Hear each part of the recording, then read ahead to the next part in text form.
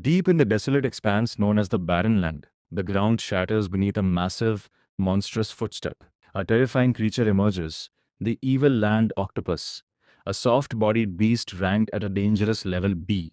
A group of fighters tries to take it down, launching a barrage of heavy physical strikes, explosive power fists, and even cutting off its limbs. But it's completely useless.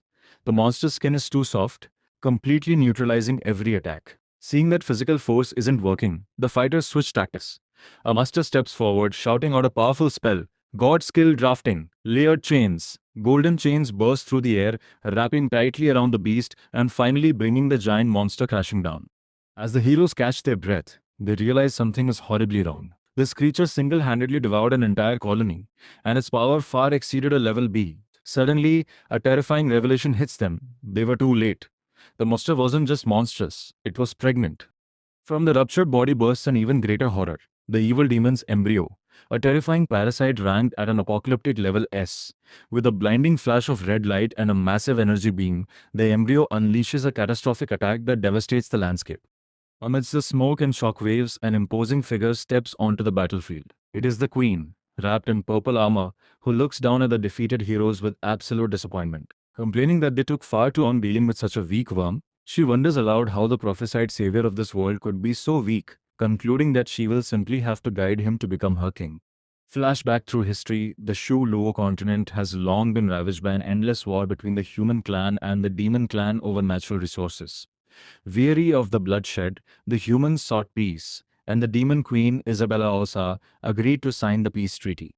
Meanwhile, far away on Earth, in a quiet city at night, a young man named Xiang Ye sits in his dark room surrounded by empty cup noodles and water bottles. He's a pro gamer who just pulled off an incredible 5-kill victory, though he admits he almost dozed off in the middle of it. With his parents working abroad and no close friends, his entire summer break consists of staying home, drawing, and gaming all day.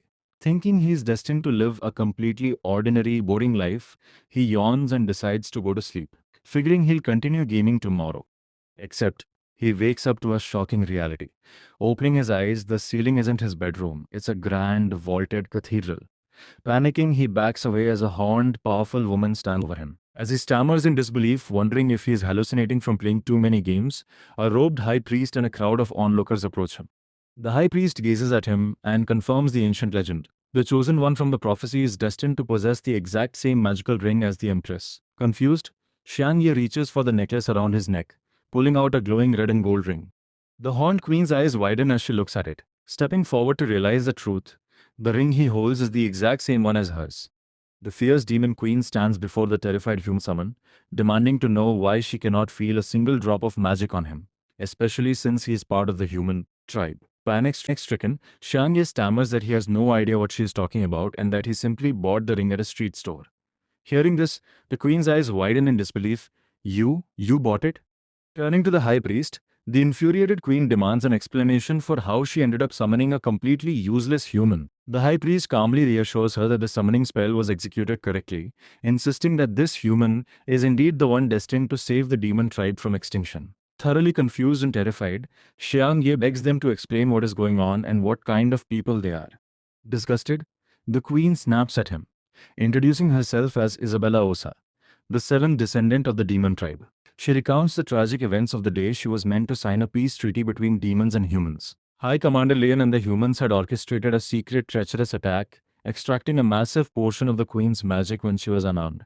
Thanks only to 4 loyal guards who sacrificed their lives to protect her, she barely managed to survive.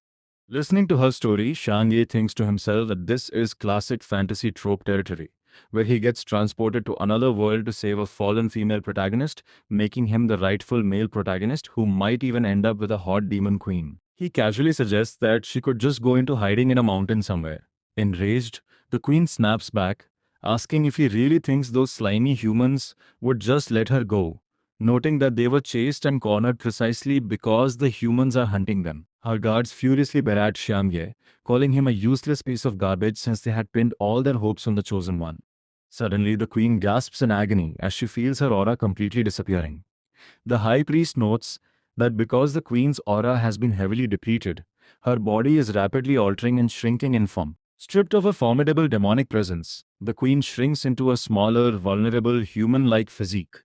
leaving her panicked and crying over how she is supposed to present herself to her own people. As Xiang Ye protests that he is the real victim here who never asked to be summoned, the hideout is suddenly ambushed.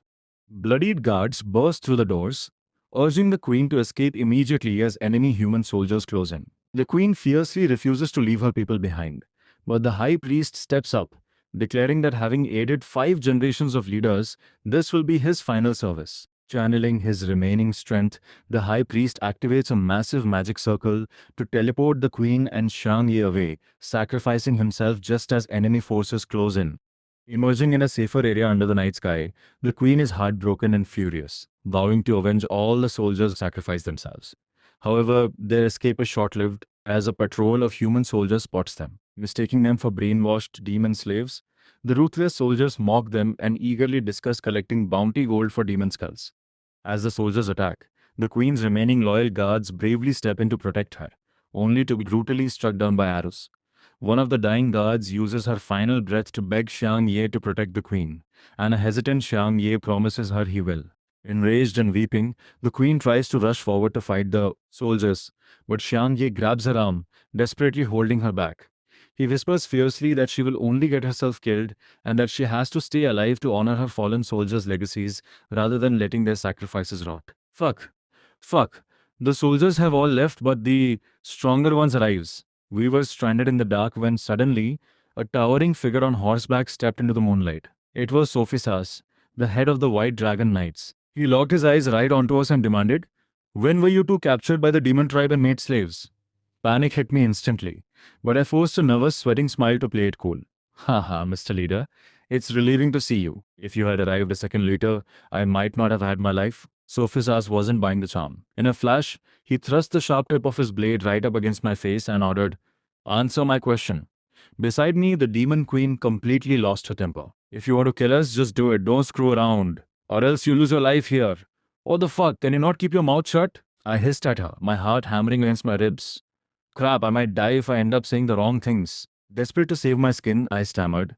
I was captured not long ago. I don't remember the specific time. I was maybe 5 or 6 years old. Sophisas narrowed his golden eyes, pressing further. "What were your roles back at the demon tribe?" Inside, my mind was racing frantically. What role would I even have? All I did was play games all day. I don't even have any sort of qualifications. Out loud, I threw together the first lie that came to mind. I was just an assistant cook. Then, pointing awkwardly at my companion, I added, "This one over here is my wife. She was also captured by the demon tribe as a slave." Sophisas tilted his head, looking deeply skeptical. "Is that so? If that was the case, why are you walking around naked? Is he really buying it?" I thought, offering a shaky laugh. Haha. Yup, it's just like that. Though internally I was dying, I was the queen's bitch. That's why I stripped naked and walked around Factorial. Can I even say that? To my utter shock, Sophisas lowered his weapon and his expression softened into pure sympathy. "They probably took your clothes away since you've often tried to run, right?" I stared at him, completely dumbfounded. Why does this guy have such a loving aura around him? Looking down at us with absolute gentleness, he said, "You guys have been oppressed for too long. Follow me and I'll bring you home." The queen panicked, grabbing onto me and whispering furiously, "Hedge home? Where do you want to take me? The ruler of the demon tribe. Can you keep your trap shut?" I hissed back. Before she could cause a scene, one of the armored knights trotted up on his horse. "Sir, Red and Black Dragon Squad have both retracted their troops. Please advise." Sophis sighed, looking around. "It seems like I'm late to the party." The queen glared at me with absolute fury, muttering under her breath, "If you do anything else that belittles me, I will make your life a living nightmare."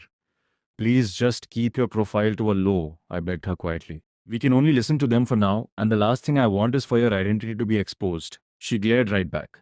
"If I end up going back to the human tribe with these people, I can forget about ever coming back to the demon plains." "Idiot. If you get slaughtered on the spot, you can forget about going anywhere," I snapped. "Listen to me, don't expose yourself."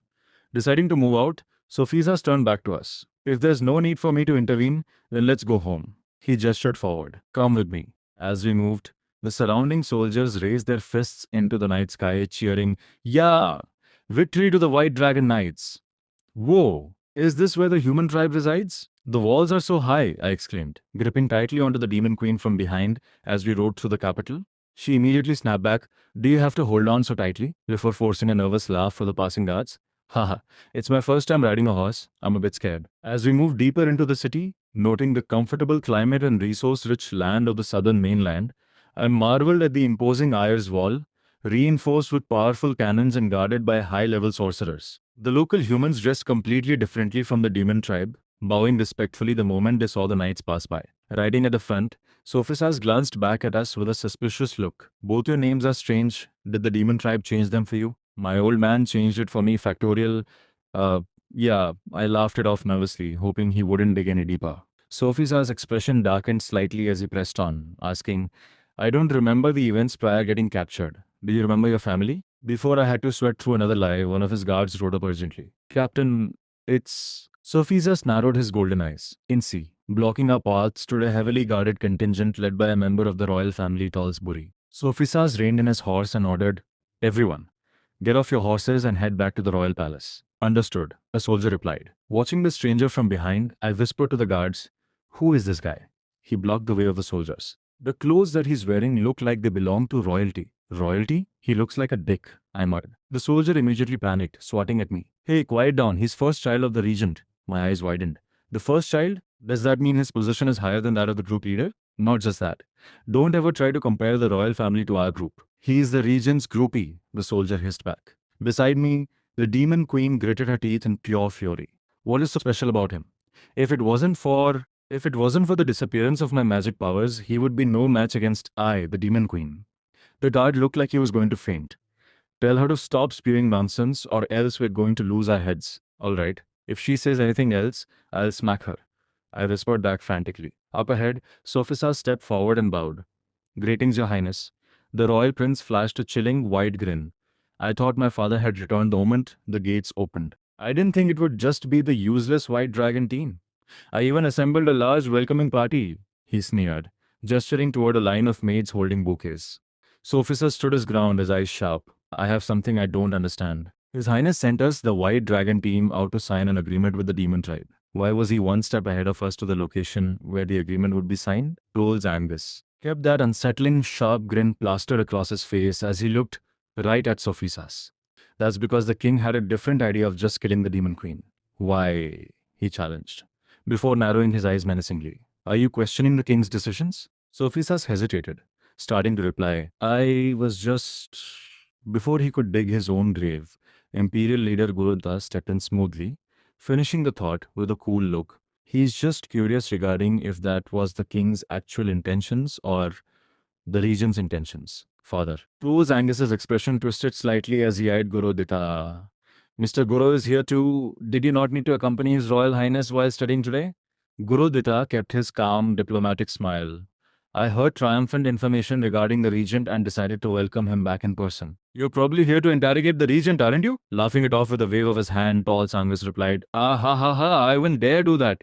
Watching the heavy political dance from the sidelines, I leaned slightly toward the soldier beside me. Does the team leader's father play a big role in this empire too? The soldier nodded seriously. Master Guru is the sole imperial leader in the empire. He is also one of the closer people to His Highness. He lowered his voice a fraction, adding, the regent and Master Guru have different political views. The two strongly believe in their own respective opinions. Beside me, the demon queen rolled her eyes, muttering under her breath. Useless humans, all they do is bicker and fight all day. Didn't you get betrayed by your own too? Before I could answer, a piercing sound cut through the air. Shinir. On top of the ramparts, guards blew hard into long golden war horns, scattering red celebratory ribbons into the wind. The city gates are opening, this time it's definitely the regent, the soldier announced. Confused by the sudden pageantry, I glanced around and whispered, why didn't we get horned in when we arrived? That's because we are the White Dragon group, the soldier answered bluntly. Suddenly, a massive, imposing figure riding a heavily armored horse approached through the sweeping gates, the regent himself. A wave of intense, suffocating pressure hit the plaza. Trolls Angus's face drained of color, his eyes locking onto the figure with absolute hatred as he snarled, Trolls Angus, I will make you pay with your blood. Standing there caught in the crossfire, I blinked, completely bewildered, and muttered aloud, did Mr. Guru come today only to welcome me? Next to me, Guru Ditta closed his eyes with a knowing, composed smile, simply stating, Your Highness